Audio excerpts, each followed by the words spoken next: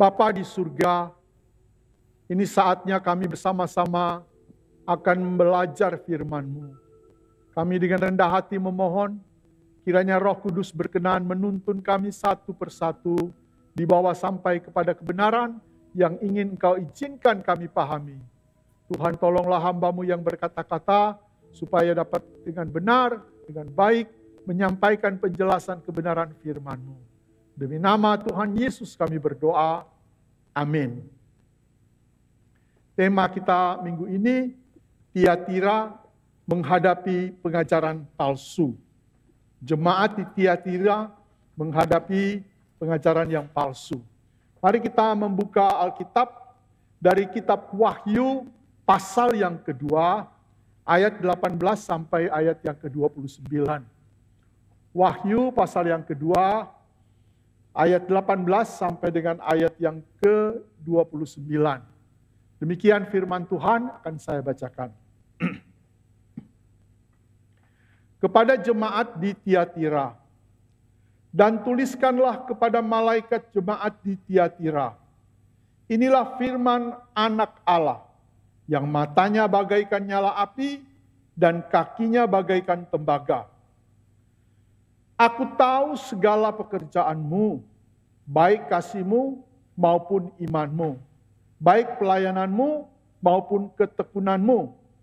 Aku tahu bahwa pekerjaanmu yang terakhir lebih banyak daripada yang pertama. Tetapi aku mencelah engkau, karena engkau membiarkan wanita Isabel yang menyebut dirinya nabiya, mengajar dan menyesatkan hamba-hambaku supaya berbuat zina dan makan persembahan-persembahan berhala. Dan aku telah memberikan dia waktu untuk bertobat, tetapi ia tidak mau bertobat dari zinanya. Lihatlah, aku akan melemparkan dia ke atas ranjang orang sakit, dan mereka yang berbuat zina dengan dia akan kulemparkan ke dalam kesukaran yang besar. Jika mereka tidak bertobat dari perbuatan-perbuatan perempuan itu, dan anak-anaknya akan kumatikan, dan semua jemaat akan mengetahui bahwa akulah yang menguji batin dan hati orang, bahwa aku akan membalaskan kepada kamu setiap orang menurut perbuatannya.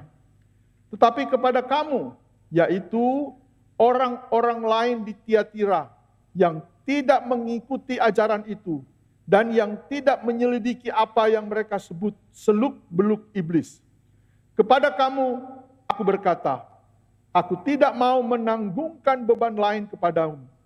Tetapi apa yang ada padamu, peganglah itu sampai aku datang.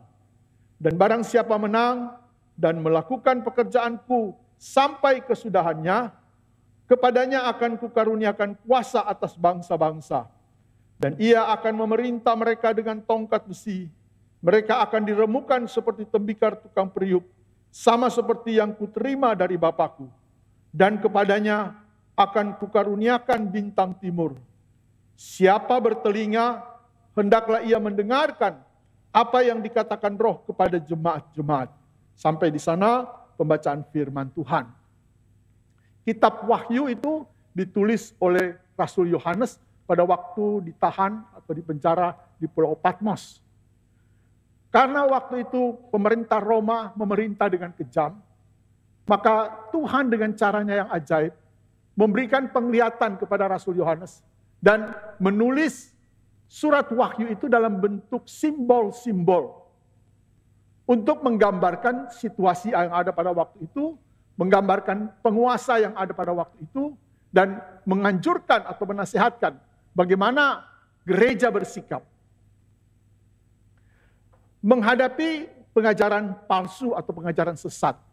Di dalam Alkitab, di tiap zaman ada muncul pengajaran-pengajaran yang palsu atau pengajaran yang sesat.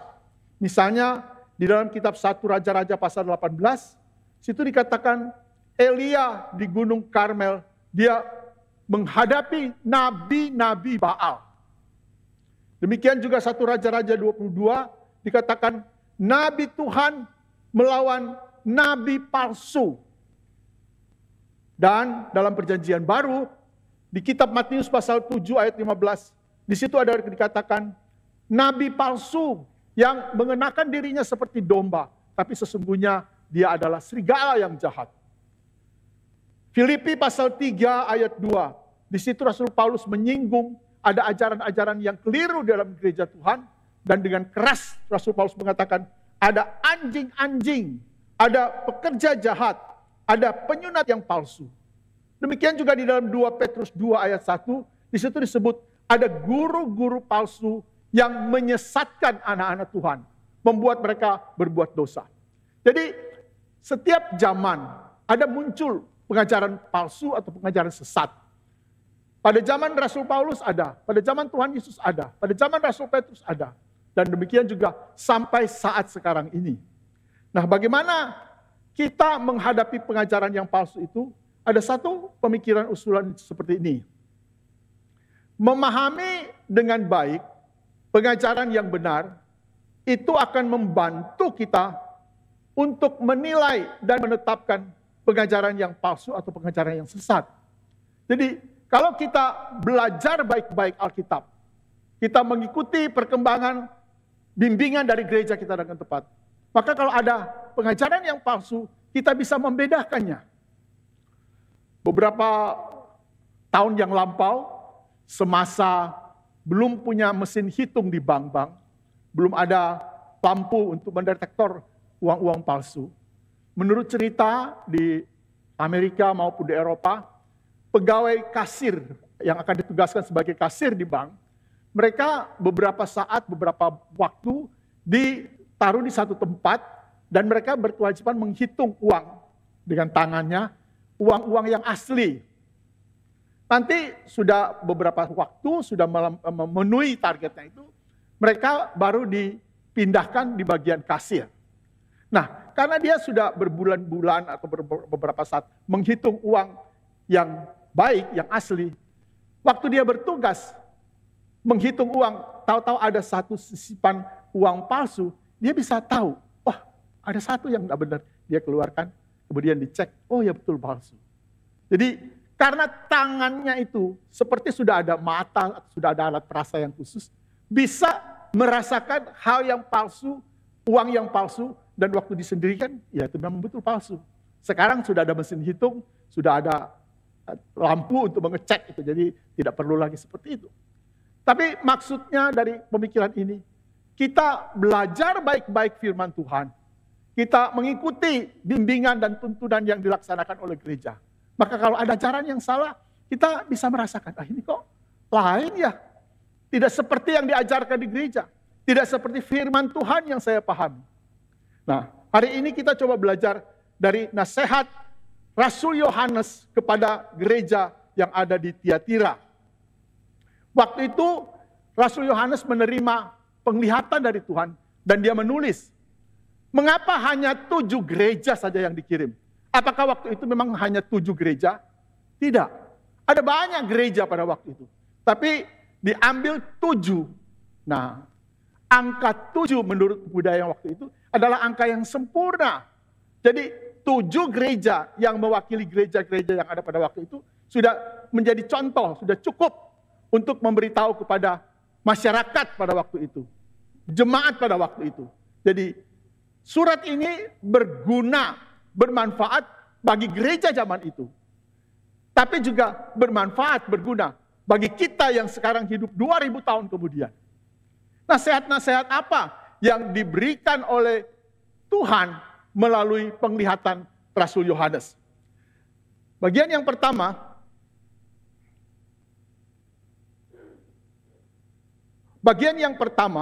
itu identitas dari Tuhan Yesus. Kepada 7 gereja itu, dia menyatakan diri, memperkenalkan diri dengan berbeda satu dengan yang lain.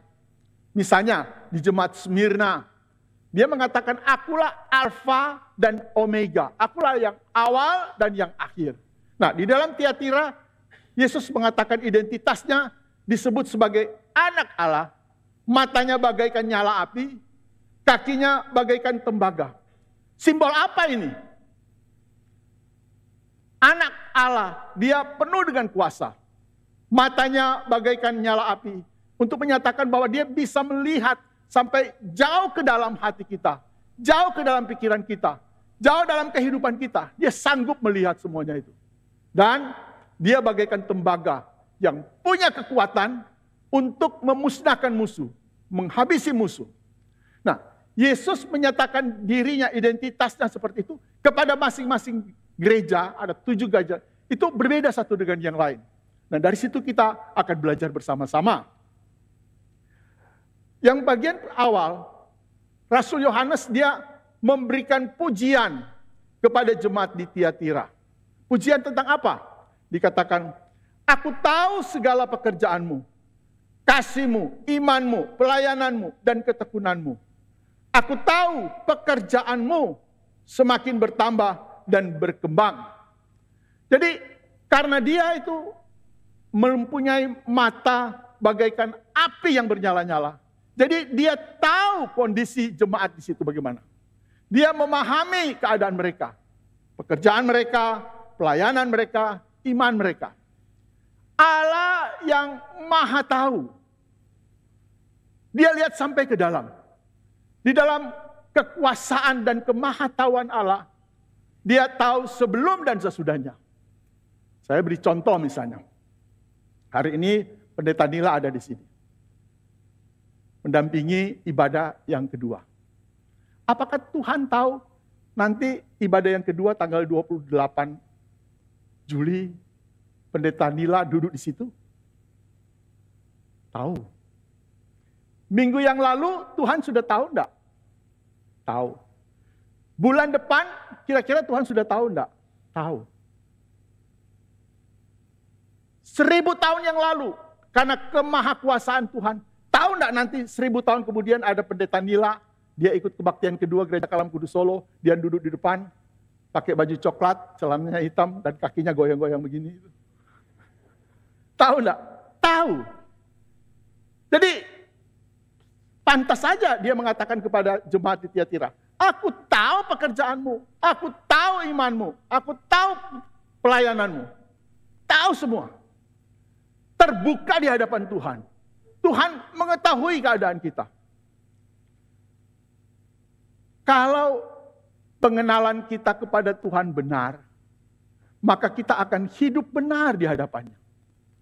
Kalau kita mengakui Tuhan itu melihat segala sesuatu dan dia tahu kondisi saya akan berusaha hidup untuk berkenan kepadanya. Kalau dia tahu pelayanan saya, maka saya akan berusaha melakukan pelayanan dengan motivasi yang betul, dengan tujuan yang berkenan kepada Tuhan. Sebab dia tahu.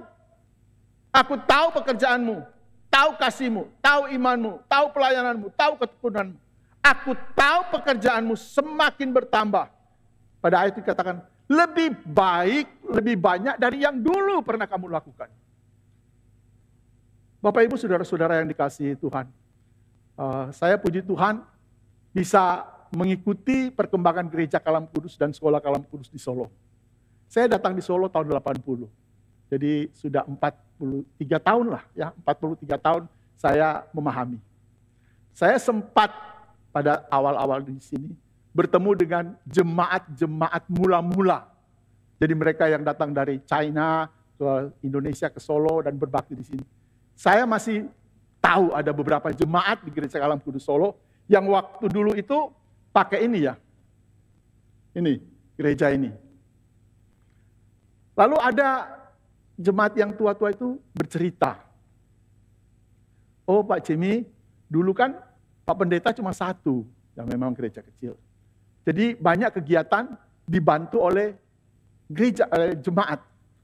Lalu kita ada kebaktian kaum wanita, kita beberapa orang memimpin dan kita beberapa orang berkhotbah. Habis pendeta tidak cukup sendiri. Mereka melayani dengan baik. Bilang, oh gitu ya, iya. Terus dia sebut si A, si B, si C, itu yang ikut memimpin, berkhotbah di situ. Wah, hebat ya. Saya sempat memahami kondisi mereka. Ada yang waktu datang dari Tiongkok dia tidak bawa apa-apa ya, susah. Lalu di Solo hidup melayani Tuhan, beribadah dan bekerja. Dia bilang, dulu kita tidak punya setrika Pak Pendeta. Lah jadi bagaimana kalau baru cuci baju? Waktu dijemur, ditarik yang bagus, nanti sesudah kering, dikasih di ranjang, terus ditutup sama kasur katanya. Supaya tidur di kasur itu, kemejanya itu seperti disetrika, nanti sudah diangkat, ya ini sudah jadi. Tapi waktu dia bercerita, dan saya lihat, dia sudah punya rumah besar, dan usahanya berkembang, dia menjadi orang yang berhasil. Tuhan berkati. Nah, saya menyaksikan iman mereka itu. Orang-orang yang awal-awal gereja ini, dari kesusahan, mereka setia beribadah kepada Tuhan, setia melayani Tuhan, dan melayani dengan sungguh-sungguh. Sampai saat itu ya, tahun 80-an. Ada jemaat yang dia tiap minggu sewa becak, waktu itu masih banyak becak di Solo. Lalu keliling, datang ke orang-orang tua, jemaat-jemaat yang tua, terus berdoa di sana, menghibur orang-orang tua itu. Kalau dia tahu di sana agak kurang, dia beli sedikit makanan atau bawa beras, bagi sama orang sana. Dengan setia melayani Tuhan. Pasti orang-orang seperti ini punya pemahaman dan pengenalan kepada Tuhan dengan benar. Sehingga dia bisa bersikap benar. Ada juga jemaat yang bercerita, jadi ini saya menyampaikan cerita. Mereka bilang, oh Pak Jemi di Pasar Klewer itu pinjam-meminjam itu biasa. Dah biasa di antara para pedagang yang ada di pasar apa itu? Klewer, Pasar Klewer. Maksudnya gimana? Ya kita pas mau bayar, enggak punya uang, kita minta dari teman. Saya pinjam besok saya kembali. Dan itu sudah sangat biasa. Saya bilang kalau begitu pakai notaris enggak? Oh enggak perlu Pak. Ada kertas kecil, dia cuma tulis saya pinjam 10 juta gitu. Tulis namanya Nila, bawa ini. Nanti kembali itu 10 juta uang. Padahal cuma kertas, barangkali kertas oret-oret gitu. Mengapa bisa begitu? Sebab Pendeta Nila sudah tahu siapa saya. Nggak usah pakai notaris, pokoknya kertas kosong sudah tulis. Uangnya datang. Nanti besok saya juga begitu. Suruh penjaga, bawa ini, uang 10 juta ke Pendeta Nila. Udah bawa. Mengapa bisa bersikap begitu? Begitu percaya. Karena dia sudah kenal satu dengan yang lain. Sama-sama orang kerja. Berkali-kali pinjam uang, dia kembalikan dengan waktu yang tepat, dengan jumlah yang benar. Jadi, bagaimana Tuhan mengenal kita, begitu juga seharusnya respon kita kepada dia. Saya sudah 10 tahun jadi orang Kristen, saya mau melayani Tuhan. Saya sudah 20 tahun jadi orang Kristen, saya juga mau melayani Tuhan. Dan apa motivasi, apa tujuan saya melayani? Dia tahu. Maka kalau kita punya pemahaman yang benar terhadap Tuhan, seperti jemaat Tiatira, dia anak Allah, dia matanya bagaikan nyala api, dan kakinya bagaikan tembaga.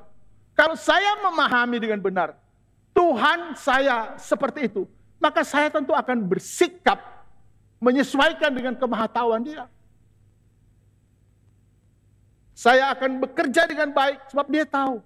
Saya akan melayani dengan baik sebab dia tahu. Saya mengasihi dengan baik sebab dia tahu semua. Tuhan tahu. Bahkan tadi saya ambil contoh yang ekstrim. 1000 tahun yang lalu Tuhan tahu enggak Pendeta Nila nanti tanggal sekian, jam sekian duduk sini pakai baju coklat, celana hitam. Tahu. Dan marilah kita belajar bersikap dewasa, bertumbuh dalam iman kita sepanjang pengetahuan kita tentang dia. Dan identitasnya dia terhadap saya. Jadi Tuhan menyatakan identitasnya supaya kita melakukan hal yang benar. Dalam hal ini jemaat Tiatira itu dipuji gitu ya. Tuhan tahu, jadi mereka mendengar ini, mereka juga mendapat pengajaran yang bagus.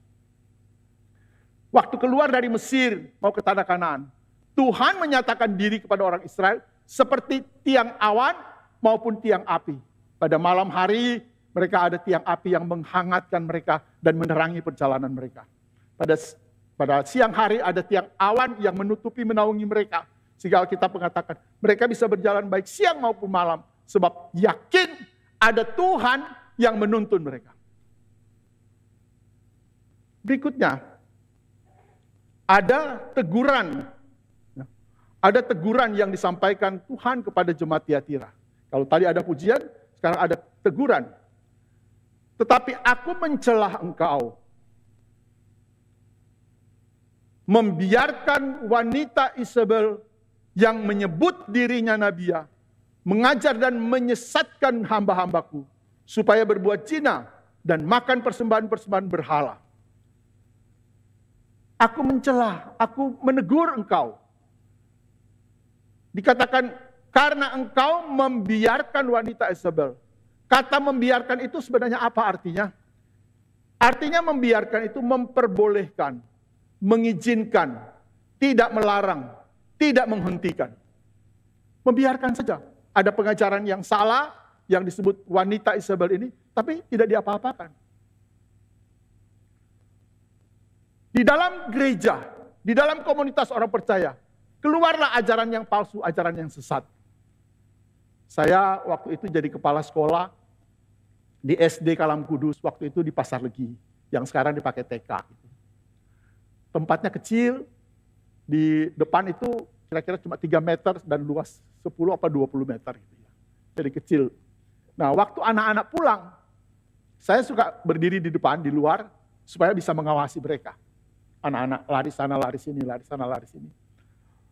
Lalu satu hari, ada jemaat Kalam Kudus yang anaknya sekolah di Kalam Kudus, Pasar Legi waktu itu. Dia suka jemput, saya kenal. Dia anggota gereja sini, dia jemput anak. Seringkali saya dari dalam keluar, ngobrol-ngobrol. Nah hari itu, saya sedang ngobrol-ngobrol sama jemaat yang itu. Kemudian ada anak yang larinya terlalu kencang barangkali. Lari, opak! Natap tembok, ada besi di situ. Ininya bengkak. Saya sempat lihat seperti ada putih-putih melayang gitu. Cuh. Saya lihat, giginya patah gitu. Ininya bengkak, untung enggak pecah gitu ya. Tapi giginya meloncat. Terus saya bilang, ini gigi kamu. Oh iya, enggak apa-apa Pak, enggak apa-apa. Anak SD, jadi memang tegar banget itu anak itu ya. Enggak apa-apa, enggak apa-apa. Nah ini giginya putus. Iya, dia buang ludah. Wih, darah. Enggak apa-apa Pak, enggak apa-apa. Nah itu jemaat yang ada di samping saya itu, di depan. Dia terus merogoh sesuatu. Mana sini. Anaknya dipangku terus dia tempel di kepala. Yang bengkak itu ya. Wah anak itu merotar-rotar. Oh sakit. Nggak ada sebentar ini. Setelah sudah selesai dia lepas dan saya panggil guru untuk kasih obat giginya yang berdarah. Saya tanya, Pak itu tadi apa? Dia bilang, ini Pak. Apa itu? Batu. Batunya hitam. Ini sakit apa saja saya tempel itu sembuh loh. Wah, ini kamu udah pernah ke dokter berarti. Pakai batu ini. Saya tempel sakit apa saja hilang. Masa sih? Iya Pak. Sudah berkali-kali. Satu saja pantangannya. Tidak boleh bawa di toilet. Oh, nah ini sudah lain ini ya. Waktu ini menyembuhkan, tapi tidak boleh bawa di toilet. Loh apa pernah coba enggak ke toilet terus lupa gitu? Pernah Pak. Saya sudah masuk ke toilet, saya lupa, ini taruh dulu. Waktu keluar saya periksa, cuil batunya. Waduh. Karena dia jemaat Kalam Kudus, sudah meninggal orangnya. Saya terus memberi nasihat sama dia. Jangan Pak, itu jimat-jimat begitu dilarang oleh Tuhan, tidak boleh. Kalau Bapak kasih obat yang betul itu tidak apa-apa, tapi kasih batu hitam, tidak tahu dari mana, sakit apa saja. Wah dokter tidak laku ini ya. Saya beberapa kali bertemu di gereja, saya tanya dia, oh iya Pak, sudah Pak. Tapi dia suka menghindar gitu ya, Saya curiga dia masih simpan batu hitam itu ya. Sambil percaya Tuhan, sambil beribadah pada hari Minggu di Gereja Kalam Kudus Solo, tapi di kantongnya itu ada batu hitam. Menyembah Baal itu. Tidak diperkenankan oleh Tuhan. Bapak Ibu saudara-saudara yang dikasihi oleh Tuhan. Apa rincian tegurannya itu dan bagaimana dilukiskan wanita Isabel itu mengganggu jemaat Tiatira? Begini, Isabel itu dia mengajar dan menyesatkan, artinya memperdaya dan menipu anak-anak Tuhan yang ada di situ. Dia juga mengajak untuk berbuat dosa. berzina dan makan persembahan berhala, berkelakuan seperti perempuan pelacur, tidak mau bertobat, dan mengaku sebagai nabi yang memiliki ilham yang baru. Pokoknya dia melakukan kejahatan, melanggar tata krama, moral Kristen. Dan dia mengajak supaya anak-anak Tuhan itu, hamba Tuhan itu, menyimpang dari penyembahan yang benar, yang sedang mereka lakukan, dan menyembah yang lain. Yang disebut di situ Baal dan berhala-berhala yang lain. Tidak disetujui oleh Tuhan, ditegur oleh Tuhan. Isabel itu juga ada muncul di dalam perjanjian lama, gitu ya. Perjanjian lama mengatakan bahwa dia adalah seorang putri Sidon yang menjadi istri Raja Ahab, jadi istri raja. Dan dia mencoba memaksa bangsa Israel menyembah Baal.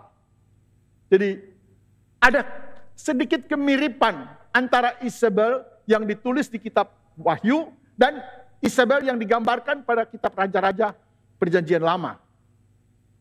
Kalau begitu, Isabel itu siapa? Isabel itu dalam kitab Wahyu ada kemiripan dengan Isabel dalam Perjanjian Lama. Dia mengajar dan menyesatkan umat Allah, berpaling dari Allah dan menyembah berhala dan berbuat zina. Itu Isabel.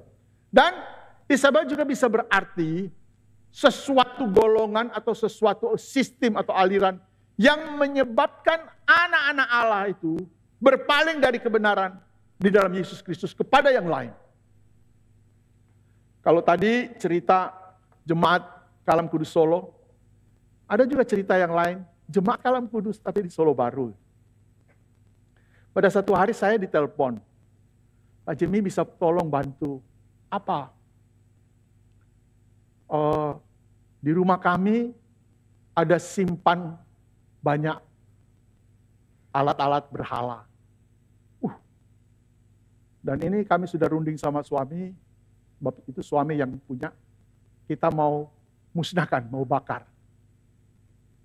Wah, saya juga belum pengalaman ngurus begitu ya. Terus saya ajak teman-teman penginjil di Solo Baru, kita berdoa. Ini ada permintaan begini, kita mesti melayani. Nanti kita ke rumahnya, kita minta, itu barang-barang apa tuh?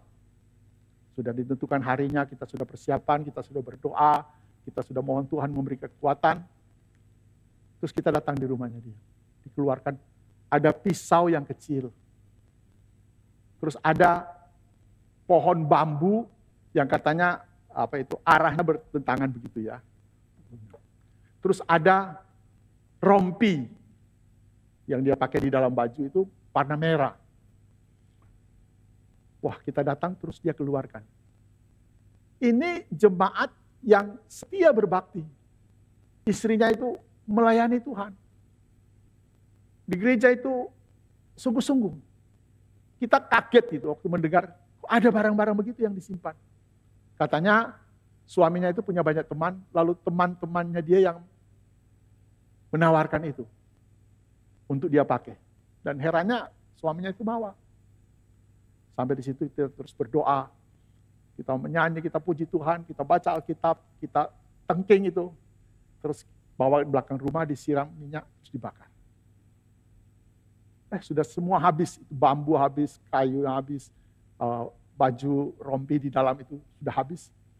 Tapi pisaunya masih utuh, terus diambil tang, dibegok-begok, terus ambil batu ditumbuk-tumbuk, semuanya itu kita bungkus, terus kita pergi buang. Saya tidak menyangka kalau dia itu sebagai jemaat, kok ada simpan jimat-jimat seperti itu. Tapi itu ada. Semoga di gereja Kalam Kudus tidak ada ya yang simpan-simpan di atas, di bawah lemari atau di bawah panjang. Dilaknati oleh Tuhan, dimarah oleh Tuhan. Isabel berbuat begitu.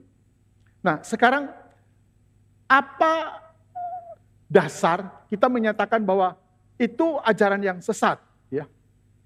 Ada banyak identitas, tapi pagi ini saya kemukakan 3 saja. Ajaran yang palsu atau ajaran sesat, yaitu ajaran yang menyimpang bertentangan dengan firman Tuhan atau Alkitab. Itu sebabnya tadi saya katakan, kita belajar baik-baik Alkitab, kita belajar baik-baik firman Tuhan. kita baca, kita renungkan, kita bertumbuh dalam kebenaran firman Tuhan. Sebab ajaran ini bertentangan, jadi kita terus tahu seperti orang yang menghitung uang. Ada yang palsu, langsung tahu, sensitif sekali. Ada di dalam lingkungan gereja atau orang percaya, iya. Dari perjanjian lama itu juga muncul di antara bangsa Israel. Di perjanjian baru muncul pada zaman Tuhan Yesus. Ada orang yang berseru-seru melayani Tuhan, melakukan mujizat bagi Tuhan, menyembuhkan orang sakit. Tapi Tuhan mengatakan, aku tidak kenal engkau. Engkau hamba yang jahat. Tapi ada di situ. Ada di dalam gereja, persekutuan orang Kristen. Itu sebabnya Rasul Paulus mengatakan, mereka itu seperti anjing-anjing. Penyunat, tapi palsu. Wah, tidak mudah ya. Pemimpinnya dikutuskan dan melakukan hal-hal supranatural. Dia menyatakan dirinya sebagai nabi. Ada di antara kita. Saya cerita ini pengalaman dari teman pendeta dari gereja lain, bukan gereja Kalam Kudus. Satu hari kita ketemu, ngomong-ngomong. Terus dia bilang, Pak Cemi nanti tolong doakan saya ya. Oh ya, ada apa Pak Pendeta? Dia pendeta lebih senior dari saya. Terus dia cerita, gini di gereja di mana saya melayani, itu ada sepasang pemuda-pemudi mau menikah. Pemudinya anggota gereja, tapi yang pemuda itu dari seberang gitu, bukan orang Kristen. Nah, oleh orang tua yang putri itu minta harus jadi Kristen baru boleh izin menikah. Dan laki itu iya. Dia mengikuti bimbingan katekisasi sekian waktu, kemudian dia dibaptis. Sudah dibaptis, dia diizinkan mengikuti perjamuan kudus. Lalu sudah menikah. Menikah di mana? Di gereja. Sebab dia sudah jadi anggota gereja, sudah mengikuti perjamuan kudus, sudah mengikuti bimbingan pranikah. Rasanya bekal sudah cukup. Jadi pendeta itu tidak curiga sama sekali. Pendeta itu juga yang nikahkan, yang berkati. 1 minggu setelah pemberkatan, yang laki ngomong begini, kamu tidak boleh lagi ke gereja. Kalau kamu ke gereja, saya ceraikan kamu. Lah itu perempuan itu, anak pemuda itu, anak orang yang ada, dan anak orang yang berpengaruh di gereja itu. Kan malu kalau diceraikan. Wah, kok bisa begitu? Iya Pak Pendeta. Wah ini pendeta jadi bingung sendiri, jadi kacau. Kok ada orang begitu? Berbulan-bulan mengikuti pelajaran katekisasi, belajar tentang keselamatan, belajar tentang juru selamat. Tapi masih ada di gereja. Bersedia dibaptis lagi. Menerima perjamuan kudus lagi. Dan seolah-olah dia baik. Ada di gereja. Kami berdoa bersama-sama, tapi kemudian beberapa bulan saya tidak ketemu. Tidak tahu penyelesaiannya, apakah baik atau tidak baik, saya tidak ikuti lagi. Sebab itu orang di gereja lain. Ajaran sesat itu aliran yang bertentangan dengan firman Tuhan. Jadi kalau jemaat ada yang mengunjungi, kemudian menawarkan berbagai macam hal sehubungan dengan pemahaman iman Kristen, lebih baik ditolak. Ya. Kalau tak kurang paham, nanti bertanya kepada hamba Tuhan, pendeta, penginjil di gereja. Jangan. Dulu beberapa waktu yang lampau ada jemaat dia bertanya begini, Pak Jimmy, kita kalau sudah dibaptis, terus pindah ke gereja lain, dibaptis lagi, apa benar? Saya bilang, kalau di gereja yang lain itu, baptisnya atas nama siapa? Di atas nama Bapa, Anak, dan Roh Kudus. Kalau sama dengan apa yang dilakukan di Kalam Kudus, oke. Tapi kalau dibaptis lagi dengan nama yang lain, saya merasa itu enggak boleh gitu ya. Jadi kamu kalau sudah dibaptis di gereja Kalam Kudus, dengan nama Allah Bapa, Allah Putra, dan Allah Roh Kudus, titik sudah. Jangan pindah gereja, baptis lagi, pindah gereja, baptis lagi, pindah gereja, baptis lagi. Mau dibaptiskan atas nama siapa? Di luar Yesus Kristus kan salah. Jadi sudah dibaptis di Kalam Kudus, tidak perlu lagi baptis di gereja lain. Begitu juga Kalam Kudus menerima kalau dia sudah dibaptis dalam nama Allah Bapa, Allah Putra, Allah Roh Kudus, itu benar. Jadi kita menghadapi ajaran sesat, lebih baik kita mendalami, menekuni iman kita, firman Tuhan, supaya itu menjadi alat penguji bahwa itu ajaran yang salah. Tapi ada juga ganjaran yang dikemukakan di sini. Ganjaran itu apa? Dikatakan Isabel itu akan dilempar ke atas ranjang orang sakit. Dia akan menderita sakit. Dia akan mendapatkan kesusahan. Dan yang berbuat zina dengannya dilempar ke dalam kesulitan yang besar. Akan menghadapi kesulitan yang besar. Dan lebih tragis lagi, anak-anaknya akan kumatikan. Tidak akan ada keturunan yang diberkati oleh Tuhan. Jadi yang mengikuti ajaran Isabel menurut kitab Wahyu, mereka akan dikucilkan dari gereja. Mereka akan mendapatkan kesusahan. Mereka akan menderita penyakit yang menyusahkan diri. Tapi juga ada janji. Dikatakan ayat 24. Yang tidak mengikuti ajaran Isabel. Tidak menyelidiki seluk-beluk iblis itu. Aku tidak akan menanggungkan beban lain kepadanya. Jadi Tuhan berjanji tidak akan menyusahkan. Tetap akan menjaga dan memelihara mereka yang mempertahankan imannya benar. Mempertahankan dengan sungguh-sungguh. Ayat 26. Yang menang dan melakukan pekerjaanku akan kukaruniakan kuasa atas bangsa-bangsa dan bintang timur. Bintang timur itu simbol dari Tuhan Yesus Kristus. Jadi dia akan diberi kekuasaan, dia akan bekerja dengan baik, dan dia akan mendapatkan bintang timur Yesus Kristus. Saya pernah cerita di sini, beberapa tahun yang lampau saya diundang berkhotbah di salah satu gereja di Semarang. Nah, ternyata ada tamu lain juga, ada seorang pendeta yang sudah senior, jauh di atas saya, melayani bagian apa di situ ya. Nah, selesai pelayanan, siang-siang kita makan bersama. Makan bersama terus saling sharing, cerita. Itu pendeta senior itu, dia punya pengalaman yang lucu tapi juga penting. Dia katakan begini, satu hari dia berkhotbah di gereja. Selesai berkhotbah, seperti biasa pendeta itu di depan pintu luar. Menyalami jemaat, Tuhan berkati, puji Tuhan. Nah, terakhir ada seorang bapak, Chinese gitu ya. Dia memang tunggu semua sudah salaman, baru dia yang terakhir. Pendeta tua itu cerita, waktu salaman, bapak tua ini mengatakan begini, Boksu, itu firman Tuhan baik, Tuhan Yesus itu baik, Tuhan Yesus itu juru selamat. Oh iya, puji Tuhan. Ya, kita disalami terus diberi kesaksian seperti itu oleh jemaat, dia bilang puji Tuhan.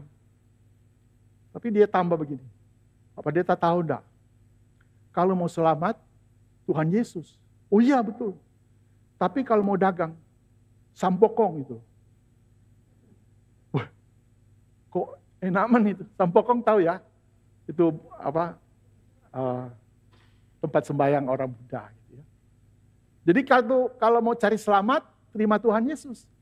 Tapi kalau mau dagang, lihainya sampokong di sana. Wah, saya bilang, Pak tunggu sebentar ya, kita ngomong-ngomong ya Pak. Terus saya salaman, terus ajak ngomong. Dia mengamini betul gitu. Yang dia katakan itu dia sangat mengamini. Nah, teman pendeta bilang, ajak ngomong-ngomong, menjelaskan. Kalau Tuhan Yesus itu menyelamatkan, Tuhan Yesus juga yang menjaga, Tuhan Yesus dalam pekerjaan, Tuhan Yesus dalam keluarga, Tuhan Yesus dalam hal apa. Tuhan Yesus semua enggak boleh. Kalau mau itu sana, kalau selamat Tuhan Yesus. Dan itu ada di gereja zaman sekarang. Pemahaman seperti itu. Jadi datang di gereja cari selamat, iya. Tapi sesudah hari Minggu, udah lain lagi yang dia pegang. Bapak Ibu saudara-saudara yang dikasihi oleh Tuhan. Tuhan memberikan pujian. Dan terakhir, Tuhan memberikan janji. Janji yang indah sekali. Dikatakan, siapa bertelinga, hendaklah ia mendengar apa yang dikatakan Roh kepada jemaat-jemaat. Siapa yang bertelinga? Jadi maksudnya kita semua kan bertelinga. Kita harus melakukan apa yang Tuhan katakan. Apa yang disampaikan oleh firman Tuhan, oleh Tuhan Yesus lewat Rasul Yohanes. Kita harus dengar dan kita harus melakukannya dengan sungguh-sungguh. Ada seorang teman, dia punya suara bagus sekali gitu ya. Seorang ibu, bagus sekali suaranya. Dia sering di gereja melayani puji Tuhan. Dan orang mengatakan, wah indah sekali pujian. Jadi dia melayani, dia bilang, saya Tuhan kasih suara ini, saya mau melayani Tuhan. Dan dia banyak melayani Tuhan, menyanyi pujian dan banyak orang diberkati. Satu hari dia kena sakit. Itu penyakit apa saya tidak tahu, tapi mengganggu kerongkongan atau pita suaranya di sini. Dia sudah ke dokter, dan dokter bilang, ya kami berusaha mengobati, tapi akibat paling parah kamu nanti besok sudah tidak bisa menyanyi lagi. Ya kaget gitu ya. Saya melayani Tuhan hanya dengan suara saya. Tuhan kasih suara saya yang bagus, saya mau menyanyi Tuhan. Tapi kalau ada sakit begini, dan dia bergumul gitu ya. Gimana kalau nanti akibat yang tadi itu, efek yang mungkin bisa dia terima, tidak bisa bernyanyi lagi, kita suaranya rusak. Dia berdoa, dia bergumul, dia katakan, susah sekali gitu. Saya cuma punya ini Tuhan, masa Tuhan ambil lagi, terus saya tidak boleh memuji Tuhan. Tapi dia sampai pada satu titik, imannya diresponi oleh Tuhan. Dari pembacaan Alkitab, dari kesaksian orang, dia katakan begini, sekarang saya paham. Kalau saya sekarang bisa nyanyi, Tuhan memberikan suara yang baik, saya tetap percaya Tuhan. Tapi kalau besok pita suara hancur dan saya tidak bisa menyanyi untuk Tuhan, saya tetap ikut Tuhan dengan setia. Wah, puji Tuhan.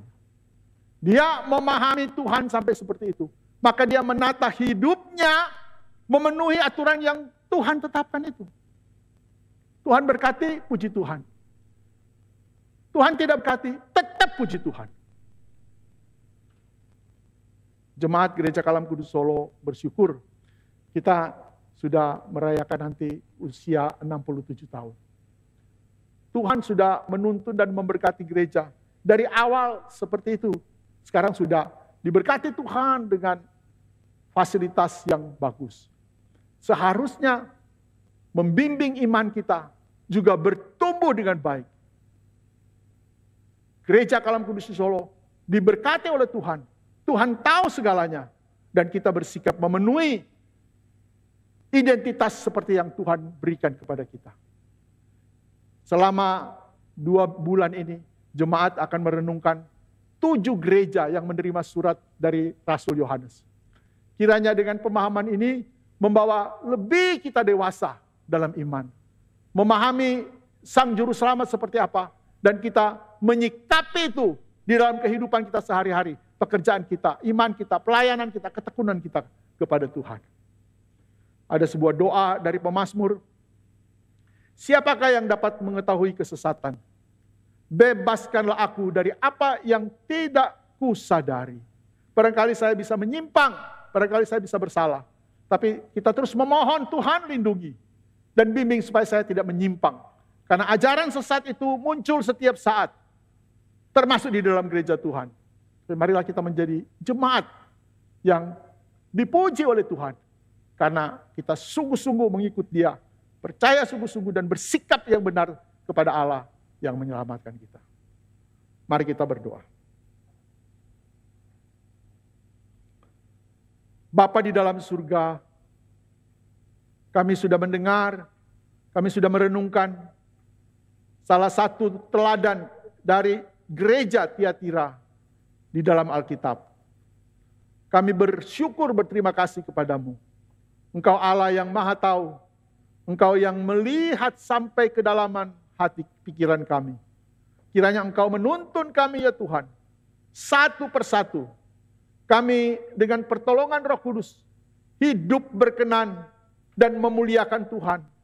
Hidup sesuai dengan kehendak Tuhan. Dengan nasihat-nasihat firman Tuhan. Tolonglah kami supaya dapat menerapkan kebenaran firman Tuhan dalam kehidupan nyata kami sehari-hari. Terima kasih Bapa. Demi nama Tuhan Yesus Kristus kami berdoa. Amin.